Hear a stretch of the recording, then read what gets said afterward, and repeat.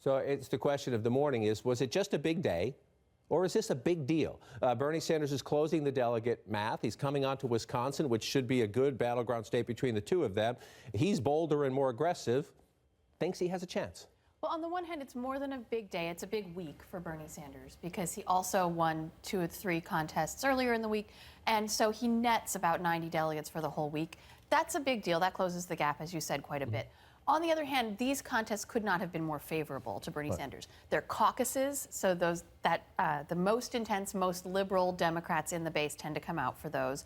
They're overwhelmingly white electorates, overwhelmingly progressive electorates. So this could be an anomaly. And I think the point about momentum is important because we haven't seen any candidate really gain momentum in this race, right? When Hillary Clinton seems to be rolling, then you have 80% of Democrats in some of these other states still wanting to go out and vote for Bernie Sanders. Sanders picks up that big win in Michigan, doesn't help him in Ohio, for example. So both of the candidates seem sort of locked in to their bases within the Democratic base, and it doesn't look like there's going to be a rolling for Bernie after this. And he was into the end anyway. He believes he's starting a movement. He believes he's doing something that he should do. He believes he needs to push her on the issues, even if he doesn't succeed. But as he gets closer, Margaret, and he has a chance. It might be a small chance, but it's a chance, and it's a better chance today than it was yesterday. It's a better chance today than it was a week ago. And now we're heading back to the Midwest. Wisconsin has a history of progressive politics. There's a chance for Bernie Sanders to win again. How much does that change the dynamic of the race in terms of his tone will be more aggressive because he thinks he has the chance, and she faces this challenge of how to manage this relationship. Right, she keeps trying to pivot to the general election, but if you appear overconfident and then you create a window that you didn't need to have, I think fundamentally this underscores her weaknesses more than it shows a surge for Bernie Sanders. She has the same weaknesses she's had since the beginning. She's been unable to close these kind of gaps. The fundamental difference, though, is that on the one hand, the Democratic Party establishment is still much more in charge of its own destiny than is true on the Republican side. And the Democratic establishment wants Hillary Clinton to be the nominee of the next president. And I think part of the problem for Bernie Sanders in these big victories is that if you're a Democratic superdelegate looking toward the fall election, you're looking for a candidate who can put together the kind of coalition that Democrats need in a general election. And Bernie Sanders has proven basically incapable of rallying African Americans. That is a voting bloc that Democrats need to show up in large numbers.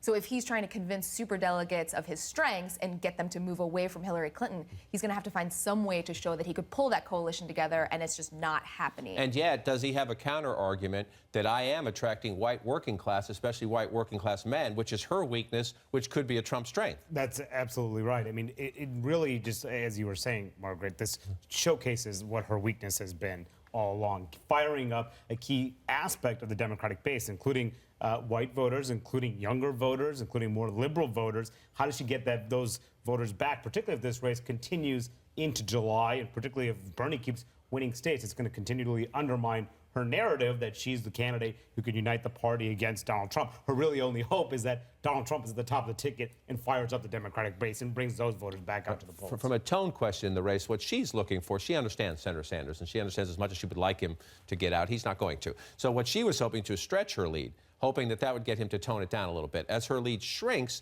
he gets more aggressive every time it does. Listen to him when he was here for our Final Five, when we had the candidates interviewing on CNN earlier in the week, where he starts to raise questions about his opponent.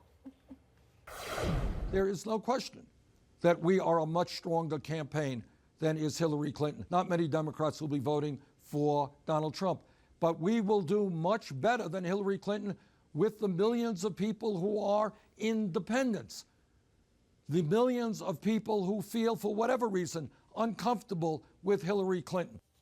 The millions of people who, for whatever reason, feel uncomfortable with Hillary Clinton. It is interesting because it's flipped a little bit. Recent polling, and again, it's March, so don't put too much stock in this, but recent polling shows both Democrats beating Donald Trump, and both Democrats, the other Republican candidates are more competitive. But Bernie Sanders does beat Donald Trump by more than Hillary Clinton in those polling. So a campaign that started with her saying the socialist guy is not electable, he now, if you believe the polls today, has a stronger case that he's the electable Democrat.